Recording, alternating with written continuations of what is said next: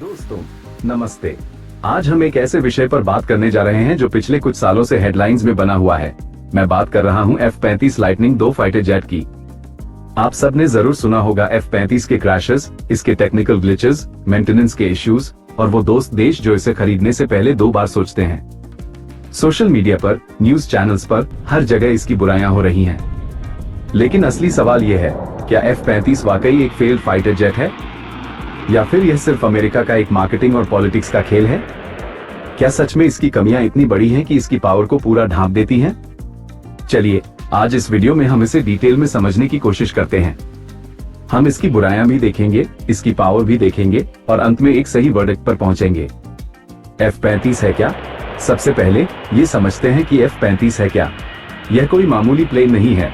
यह एक 5th generation stealth multirole fighter jet है जिसे अमेरिका की सबसे बड़ी एरोस्पेस कंपनी लॉकहीड मार्टिन ने बनाया है। अब ये 5th जनरेशन का मतलब क्या है? इसका मतलब है कि इसमें स्टेल्थ टेक्नोलॉजी है, यानी यह रेडार से छुपता है।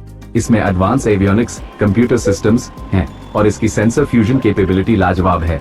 और मल्टी रोल का मतलब है कि यह एक ही प्लेन कई अलग अलग काम कर सकता है। यह एयर कॉम्बैट भी करेगा, यानी दुश्मन के प्लेन्स को गिराएगा। ये बॉम्बिंग भी कर सकता है और इलेक्ट्रॉनिक मिशंस भी चला सकता है।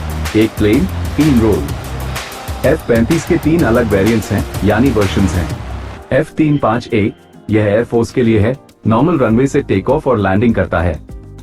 F-35B यह मरीन्स के लिए है। इसकी सबसे खास बात है इसकी शॉर्ट वर्टिकल टेक ऑफ और लैंडिंग की क्षमता, बिल्कुल हैरियर जेट की तरह। ये छोटे रनवेज या शिप से भी उड़ान भर सकता है। F-35C और यह नेवी के लिए है, जिसे एयरक्राफ्ट कैरियर्स पर ऑपरेट करने के लिए डिजाइन किया गया है। इसमें बड़े विंग्स और एक टेल हुक होता है।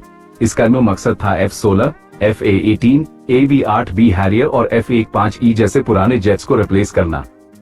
अमेरिका चाहता था कि एक ही प्लेटफॉर्म बने जो सारे पुराने प्लेन्स की जगह ले सके, ताकि ट्रेनिंग, मेंटेनेंस और लॉजिस्टिक्स सिंपल हो जाएं। लेकिन क्या ये प्लान सक्सेसफुल रहा? चलिए देखते हैं। F-35 की खामियां। अब आते हैं उन पॉइंट्स पर जिनकी वजह से F-35 को इतना बुरा भला कहा जाता है, और इन पॉइंट्स में सच्चाई भी है। पहला, मेंटेनेंस और रिलायबिलिटी। रिपोर्ट्स के मुताबिक F-35 का मिशन केपेबल रेट सिर्फ 55% है। इसका मतलब क्या है? इसका मतलब है कि किसी भी समय लगभग आधे से ज्यादा जेट्स फ्लाई करने लायक नहीं होते। वो ग्राउंडेड रहते हैं या तो रिपेयर में या पार्ट्स का इंतजार करते हुए। इसकी वजह है इसके सिस्टम्स की कॉम्प्लेक्सिटी। F-35 की स्टेल्थ कोटिंग, जो इसे रेडार से बचाती है, बहुत ही डेलिकेट और कॉम्प्लेक्स है। इसकी मेंटेनेंस बहुत कॉस्टली और स्लो है। एक छोटी सी भी स्क्रैच इसके रेडार सिग्नेचर को बदल सकती है। इसके सॉफ्टवेयर में भी कई बार ग्लिचेस आते हैं। दूसरा, कॉस्ट इश्यूज। ये प्रोजेक्ट इतना महंगा है कि इसने सभी रिकॉर्ड्स तोड़ दिए।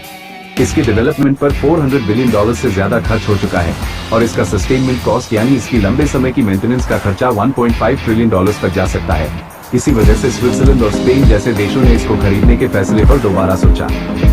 स्विट्जरलैंड ने तो इसकी जगह रेफेल और यूरोफाइटर टाइफून को कंसिडर करना शुरू कर दिया था, और उन्होंने इवेंचुअली F-35 ही चुना। लेकिन इससे ये दिखता है कि देश इसकी कीमत को लेकर कितने चिंतित हैं। तीसरा, एक्सीडेंट्स और मिसहैप्स। F-35 से जुड़े हादसे भी हुए हैं। पिछले सालों में कैलिफोर्निया में एक F-35B क्रैश हुआ था, और हाल ही में केरला में ब्रिटिश F-35 का 1 महीने तक ग्राउंडेड रहना भी हेडलाइंस में आया था। इस तरह के हादसे इसकी रिलायबिलिटी पर सवाल उठाते हैं। चौथा, अपग्रेड डिलेज। F-35 के अपग्रेड्स, जिसे टेक्नोलॉजी रिफ्रेश 3, TR3 और ब्लॉक 4 के नाम से जाना जाता है, बार बार डिले हो रहे हैं।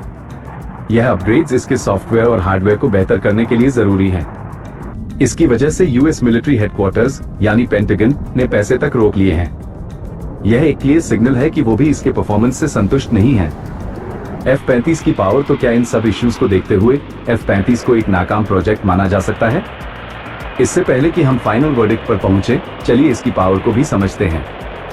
दोस्तों, जितनी इसकी बुराइयां हैं, उतनी ही इसकी अचीवमेंट्स भी हैं। अभी तक 1170 जोड़ जेट्स डिलीवर हो चुके हैं, जो कि एक बहुत बड़ा नंबर है, और ग्लोबल फ्लीट ने 1 मिलियन फ्लाइट आवर्स क्रॉस कर लिए हैं। यह अभी भी दुनिया का सबसे ज्यादा एक्सपोर्टेड 5th जेन जेट है। अमेरिका के दोस्त जैसे कि Japan, Israel, south Korea, Australia और यूके पहले से ही इसे इस्तेमाल कर रहे हैं। इसका मतलब है कि F-35 पर इंटरनेशनल ट्रस्ट अभी भी है, क्योंकि उनके पास कोई वायबल ऑल्टरनेटिव नहीं है। F-35 की सबसे बड़ी पावर है इसकी सेंसर फ्यूजन और स्टेल्थ कैपेबिलिटी। इसकी वजह से इसे बैटलफील्ड में एक फ्लाइंग कंप्यूटर कहा जाता है। यह अपने सेंसर्स और दूसरे प्लेन्स, अवाक्स और ड्रोन से डेटा एक साथ कलेक्ट करता है और पायलट को एक सिंगल क्लियर पिक्चर देता है। ये कैपेबिलिटी इसे किसी भी दूसरे फाइटर जेट से बहुत आगे खड़ा करती है।